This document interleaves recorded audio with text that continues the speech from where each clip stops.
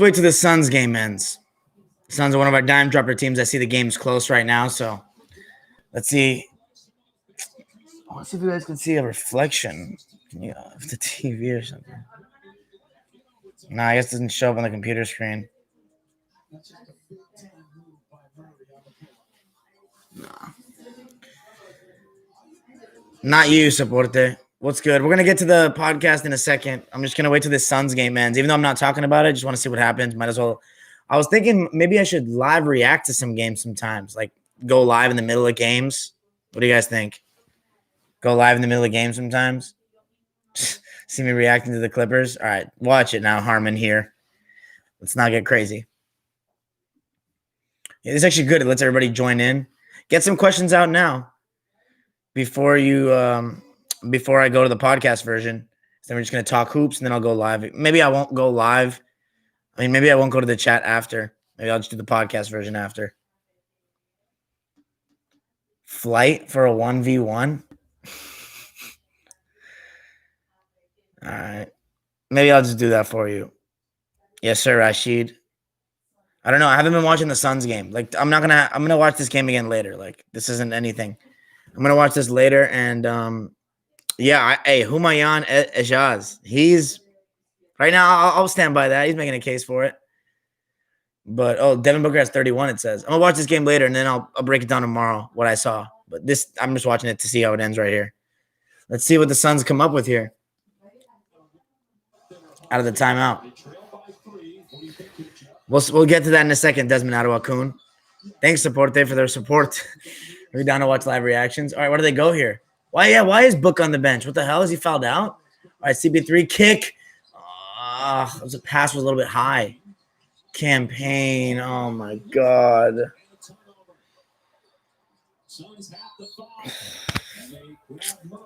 That's game. How'd they fucking lose this one? They were up by 14 and a half, I saw. Man, these are the type of losses the Suns cannot afford. God damn it. Campaign. Chris Paul did not make a good pass. It was a little too high. It wasn't in his pocket. That's definitely a point guard we'll see. Or notice. Thank you. Dime Dropper comes in the clutch. Man, so disappointing here. Phoenix. All right, if they make one free throw, we're going to start the episode. Rattle off any questions you got right now before I don't look at them for a little bit. Only 14 heads. People don't like to come when the Clippers get blowouts, do they? People do not like to come when the Clippers get blowouts. And interestingly, they inbounded to Barton right there instead of trying to get it into Murray's hands. Barton 2 of 2 tonight at 67% of the year. Knocks that one down. It's a 4-point lead. Yeah, see, someone's saying CP3 was late on that read. Yeah. Of course, I love soccer. I like baseball. I like the Dodgers, and football is fun too. But I like soccer, and I like hockey too. It's just not enough time in the world to watch them. But soccer and basketball are my favorite by far. I'm really passionate about soccer too. All right, that's game time. Let's get to it. Hey, yo, you talk like that. First of all, you're 13 years old. I told you to come at me with some respect. If you come to my page, you don't even follow me because you're a little bitch. You come to my page, then you come at me with that disrespect when you're once again wrong. Larry Bird is known as a small forward. I know he could play the 4 at times. Do your research. How young could you be? Seriously. And if you say that, stop talk with that disrespect again, I'm going to put you in the hidden users of the channel, little Z. So don't get you talking that reckless. You talk reckless, you're out of here. I don't even care because I know it's going to hurt you more than it hurts me anyway. Anyway, my favorite soccer team is Chelsea. Die Hard Blue. Let's get to the episode.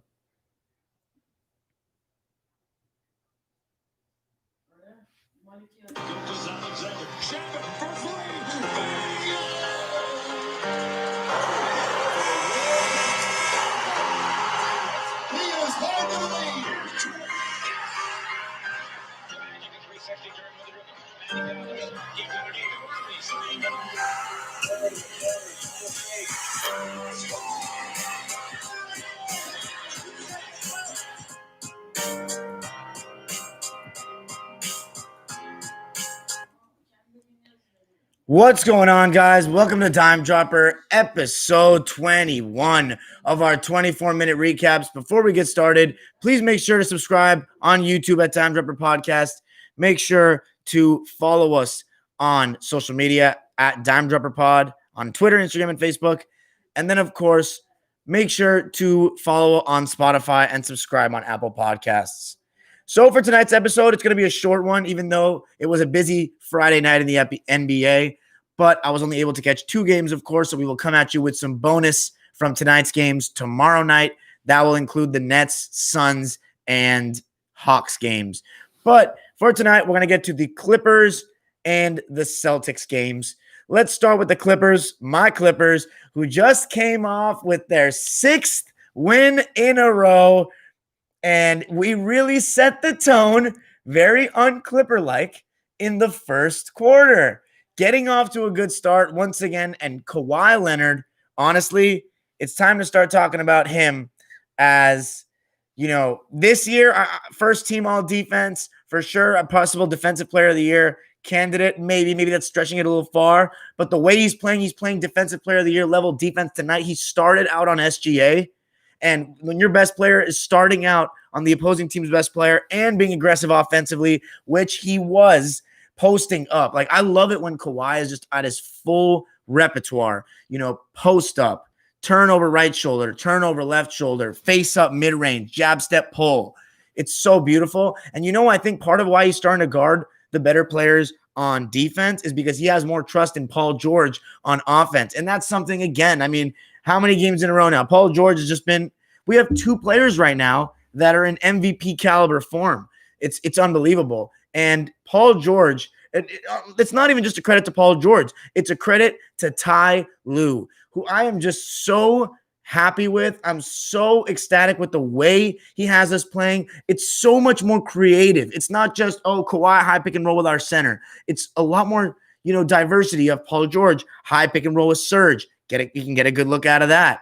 Then we have Kawhi pick and roll with various guys. Sometimes Batum with a little slip screen on the pick and pop. And then I saw Paul George coming off a curl, and instead of just getting the ball off a curl and catching and shooting from the 3-point line like we saw last year, gets the ball and then comes off another screen to just get the defense moving even more. It's just so many more options. And Ty Lue it feels like there's so many ways that we can score that teams are struggling to guard us. And Ty Lue, you've got to give him so much credit. He's got to be in the coach of the year discussions, in my opinion. And Paul George was working it. Pick and roll, finding guys. Serge Ibaka was doing a good job on the roll, finishing with his little jump hooks around the basket, picking and popping for 3. Nick Batum, again, knocking down his threes. The ball was moving beautifully. And that comes from Paul George and Kawhi Leonard being pick and roll threats, making the right reads. And that's what they've been doing. You got, even though, Marcus Morris, Kennard, they were, having a tough time shooting the ball. Zubats and Lou Williams did a good job coming in that second unit on the pick and roll. Lou did a good job playmaking, finding Lou on those nice bounce passes against the roll, or on the roll, I should say. And Zoo did a good job of going up strong, seeing when it was time to dunk. He put that shit down. Zubats has looked a lot more like his usual self the last couple of games, and that is great for the Clips. The Thunder, you got to give them credit. Even though we had what I think was our best quarter of the season in that first quarter, just rolling on all cylinders. And that starts on the defensive end, our ability to switch. Batum being able to use his length to get over screens and block SGA from behind, doing various things like that. Once again, Paul George, mid-range, going to the basket. One thing I loved, Paul George and Kawhi, how did we start scoring? They went to the basket. Paul George, 2 layups. Kawhi, a layup. And then they start forcing, the defense to come help on them, finding open shooters. This night, Batum, Ibaka, Pat Bev making the extra pass when needed. And the Clippers did a great job of not letting the Thunder get within single digits, even though they made a push.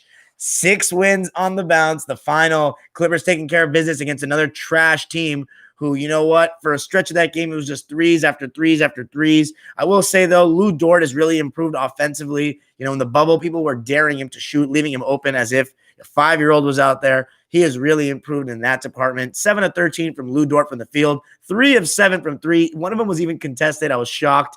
19 points. How about my boy SGA? That was something I love to see. Even though we were winning, I love to see SGA, getting buckets and showing people how good he is. 11 of 20 from the field and 30 points for the 30-year man out of Kentucky. But the Clippers get the win, 120-106. Kawhi Leonard was my player of the game, even though he looked like he was, getting a little fatigued towards the end of that third quarter. He was still fantastic for me. 31 points, 10 of 21 from the field, 1 of 7 from threes. I think he shot slightly too many threes, kind of because Lou Dort was getting physical with him, forcing him out of the paint and not letting him get too close to the basket in that third quarter. 10 of 10 from the field for the Claw, and he's averaged 28.3 points as he took the mask off. MVP-type form, both ends of the floor. Paul George, 29 points. Just another night at the office for PG. 10 of 19, 7 boards, 5 assists, but 5 turnovers, way too many in my opinion. 3 of 7 from 3. He continues to make it rain. Paul George, just been unbelievable. Zubats coming in with 8 points. Senior was okay. He was 1 of 3 from 3, but he did some other good things, played some good defense. 7 points. Lou Will, 9 points. And we move on to the next. And I think we're playing OKC again next. So after that pretty tough schedule to start, a much easier schedule going forward. And right now we're taking advantage of these trash teams. The West has definitely gotten worse, people. There's no question about it. There is a little bit more trash that has to be taken out. And trust me, I think we'll be ready to take that trash out. I know they play hard, but that's garbage team to me, honestly. Anyway, let's go on to the next game, the Celtics and the 76ers. The Celtics were without Tatum yet again, and it was a very similar start. They started out with good energy on D, Jaylen Brown especially, Marcus Smart, and they got 2 fouls on Embiid early. There was a really nice double team. It looked like the Celtics were doubling every time Embiid tried to spin baseline and then come back the other way. They would send the double. They created a second foul on Embiid within around 30 seconds. The fouls were within 20 seconds of each other or so, and the Celtics used that to their advantage and were able to only get 49 points conceded on them by the half. Jaylen Brown and Kemba Walker, who looks, really solid again. He had 19 points, 8 of 16. His 3-ball still hasn't come back. He was 1 of 7 tonight, but he's doing a good job getting downhill in the pick and roll when guards would drop on him, getting to the basket. And it was somewhat of a carbon copy, though, of last game, where the second half, Joel Embiid just started taking over. And once again, Joel Embiid, every time I've watched him this season, attack mode. Like, I will give Glenn Rivers credit. He has really unleashed JoJo. Like, straight up, posting up like an old school big man, punishing people, facing up, pull, getting into the body, getting physical, that too. How about a little turnaround jumper? How about a little jump hook? How about a little fadeaway? The entire bag, the entire repertoire. And JoJo, you got to give Doc Rivers credit for that, because Glenn Rivers, I'm sorry, for playing through him. And Ben Simmons in the fourth quarter, the Celtics were staying in it, but Jeff Teague was poor for me tonight. I mean, just missing shots, turning the ball over. Tristan Thompson, missing some chippies. He was even missing dunks. Those two have become very inconsistent for the Celtics, Teague and Thompson. And I was talking about it with some of my Celtics fans friends. The Celtics, without Tatum, they really struggle to create because they really only have Smart, who today was hitting his, runners and floaters and his in-between shots, which he really is inconsistent with. But besides Jaylen, Kemba, who's still on slight minutes restriction, I believe. Let's see how many minutes he played tonight. 29. So that's still below 30, below 32. They only have Kemba, Jaylen, and Marcus being able to create shots. And Pritchard, God, that was, disappointing to see the way he went down. I hope it's not as bad as it first seemed.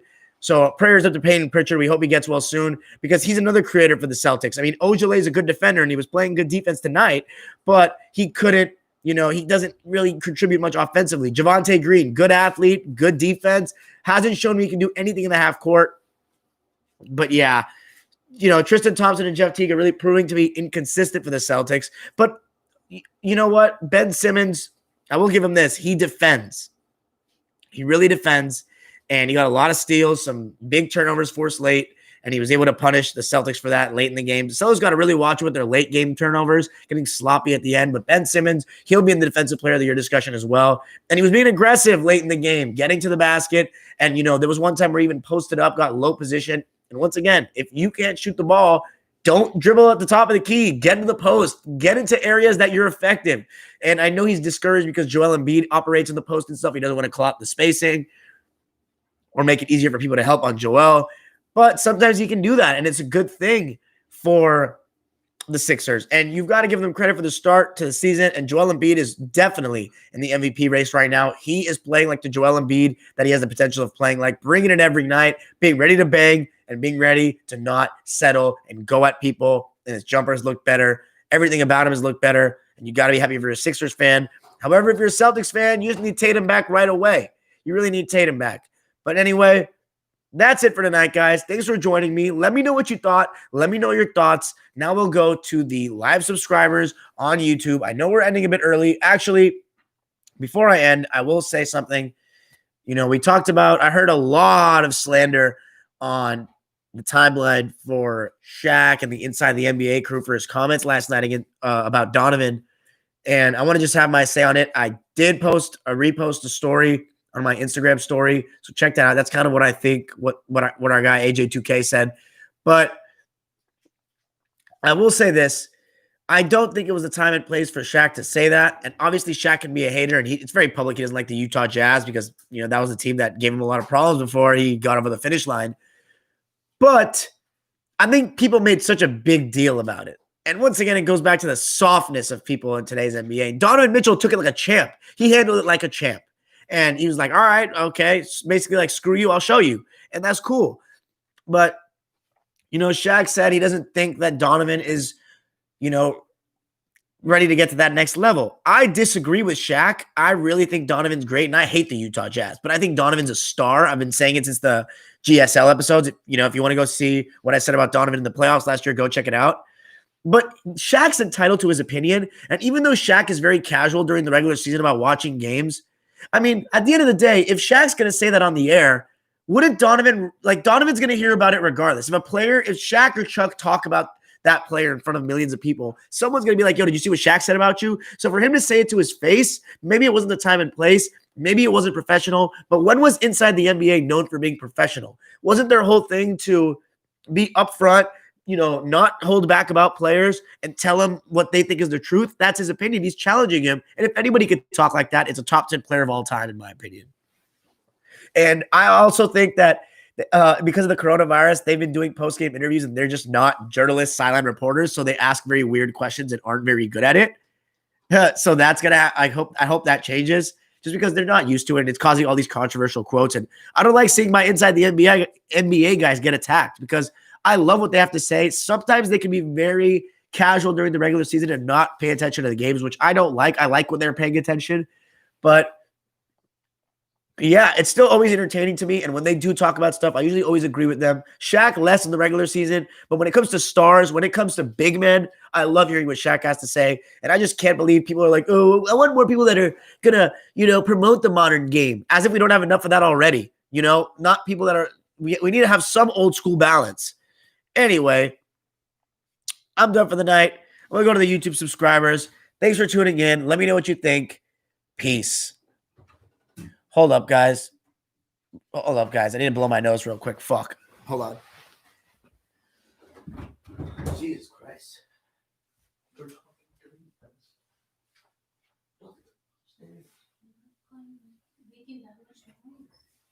Sure. I'm so far. Jesus. Flu season. I'm just kidding. What?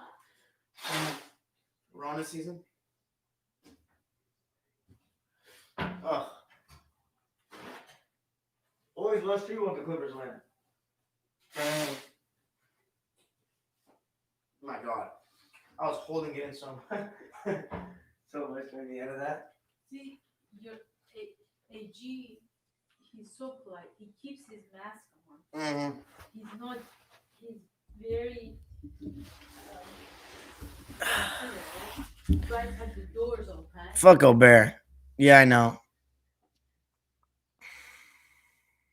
It's not all Doc Rivers' fault. No, not all Doc Rivers' fault.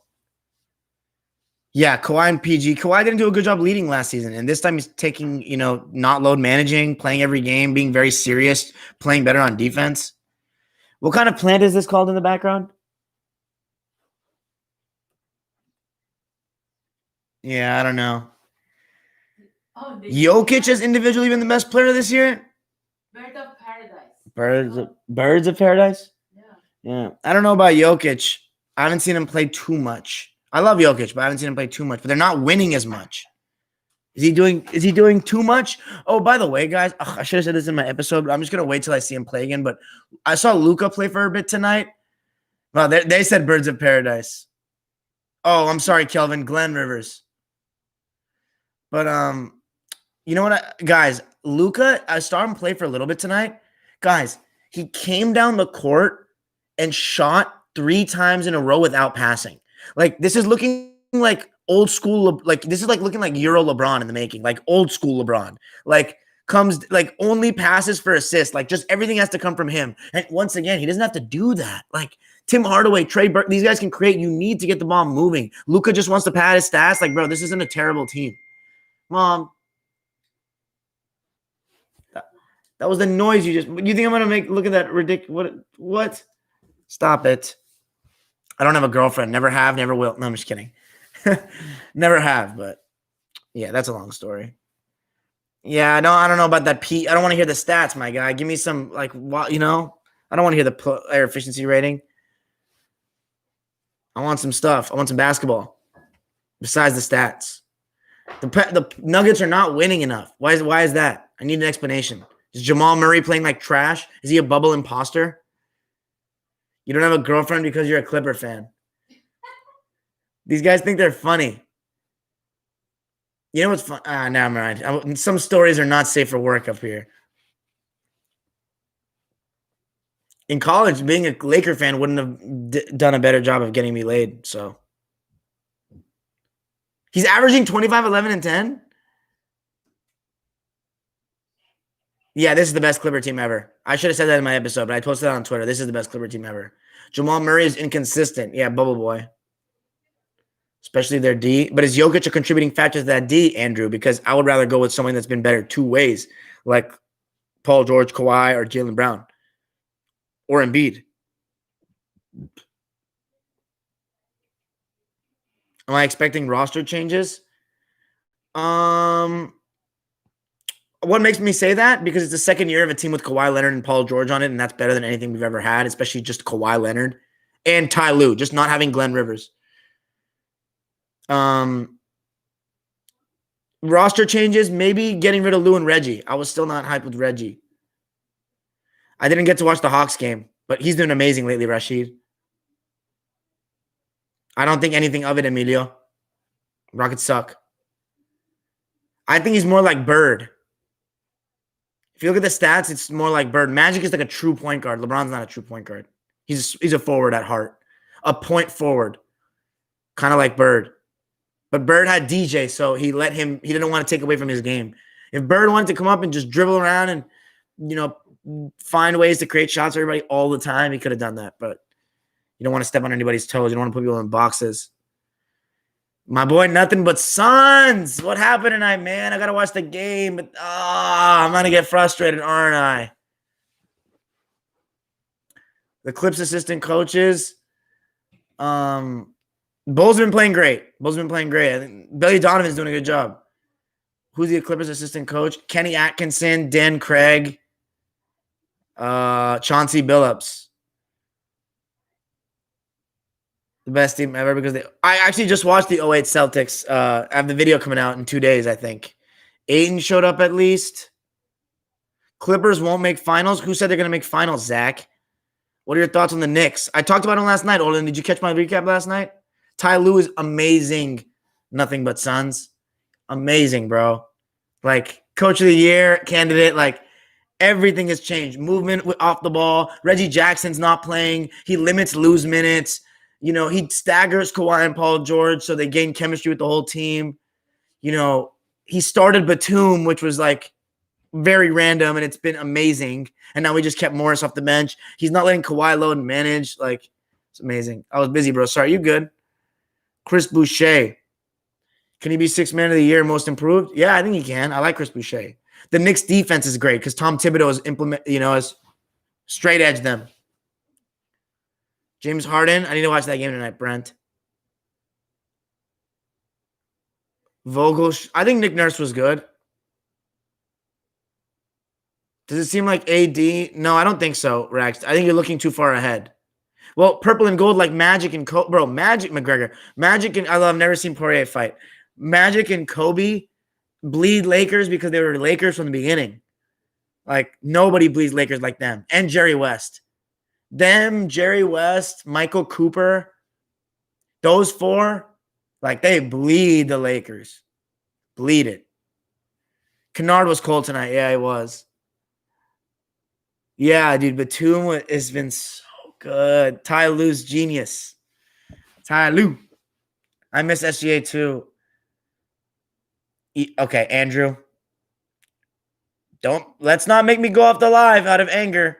Ben Simmons, I'm going to tell you, okay, let's just because you guys, let's just end this once and for all. Ben Simmons. Ben Simmons loses the ball in traffic all the time. Magic playing in more congested lanes and less spacing and used to dribble, do full spins, full speed in traffic behind the back. Magic had way more touch around the basket. He had actual post-game hook shots with both hands. Magic understood that if he's not a perimeter-based player, first of all, he can actually shoot the ball. Magic can hit game-winning threes. Magic can hit jumpers. You know, even in the beginning of his career when he wasn't a score-first guy, he would, first of all, a much more confident player. For one, moves with confidence, commands the game with confidence, the best fast break player of all time. And then, you know, another thing I love about the Magic, man, he can get in the post and he won't just like Ben Simmons just do the Giannis shit where he gets the ball at the 3-point line just to charge in, which is super counterproductive because the team is just going to back off and then just guess where you're going and take a hit. Whereas Magic would get on the block and then turn and work angles, like, you know, great finisher. Like, they're just not even on the same stratosphere. And plus, that was and you have to also think about the era where they didn't shoot threes like that. And Magic is a 6'9" point guard, you know, and back in the day, you couldn't really, if you wanted to have your wings guard Magic Johnson, which a lot of times they probably would, then that means that your guard's going to have to guard James Worthy. And that's a mismatch because they actually used to take advantage of that. So Magic at the end of the day, yeah, he's in a different stratosphere because if he was in this era, he would probably adapt and shoot even more. Whereas Ben Simmons is in the 3-point era and he still can't shoot, which is super deficient. It's like if Magic had like no post game as a 6'9" point. Like, yeah, would have been weird.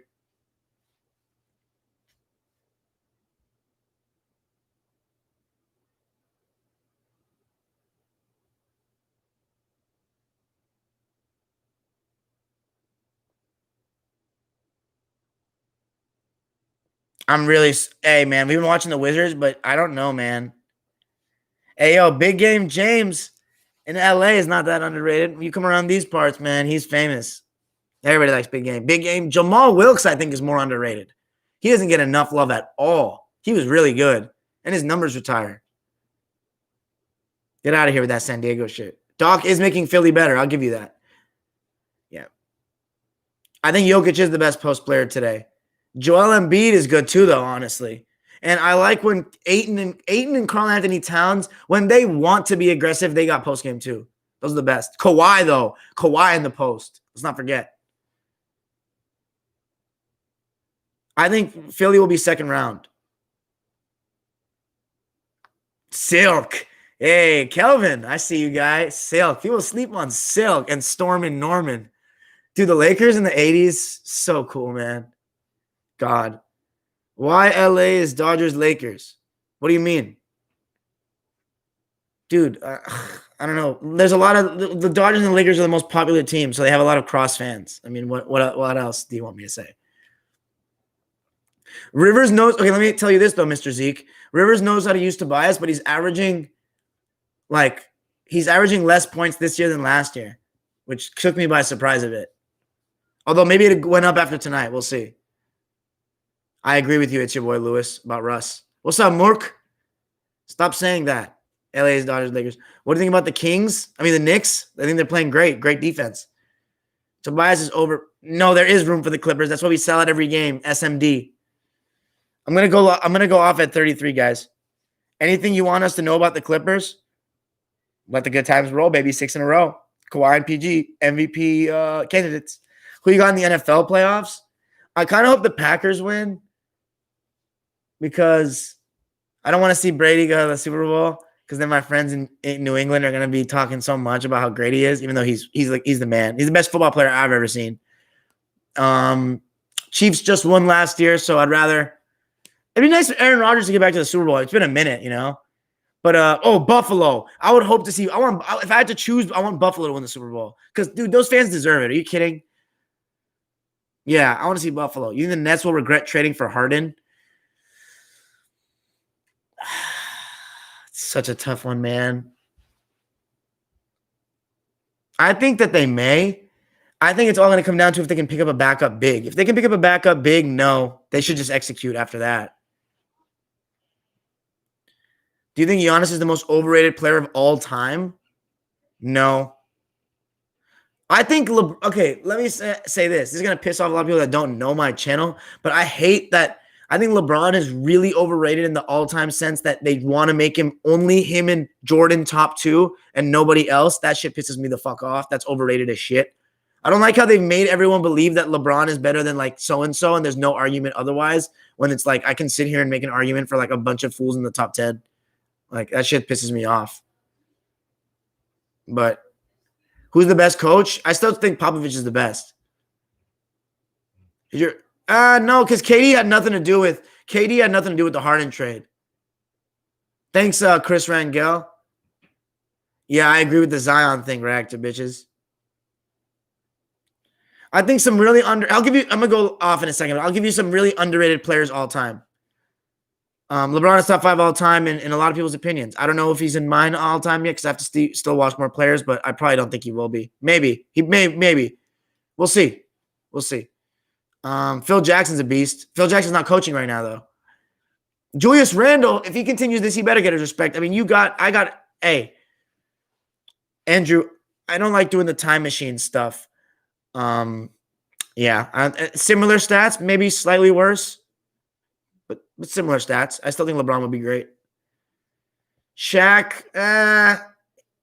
he's entitled to his opinion. I think that the Instagram post about Gobert was a little excessive, but like other than that, he's entitled to his opinion. And like I think he should still grill big men that suck. Like 100%. Like I don't really mind. You think so, Brett? No, Bronny James, I'm not sold on that kid because I had a lot of my a couple of my former players played with him, and I know people that know how his game is, and there's a lot of better players around him. What was I going to tell you guys? Oh, I'll give you some underrated players. Gus Williams, Dennis Johnson, Sam Jones, Havlicek, Kevin Johnson, Thunder Dan Marley, Walter Davis, Norm Nixon, Elvin Hayes, Chauncey Billups, and Tony Parker, I think, are underrated as well. Terry Porter, Tim Hardaway Sr. Who else? Who else is underrated to me?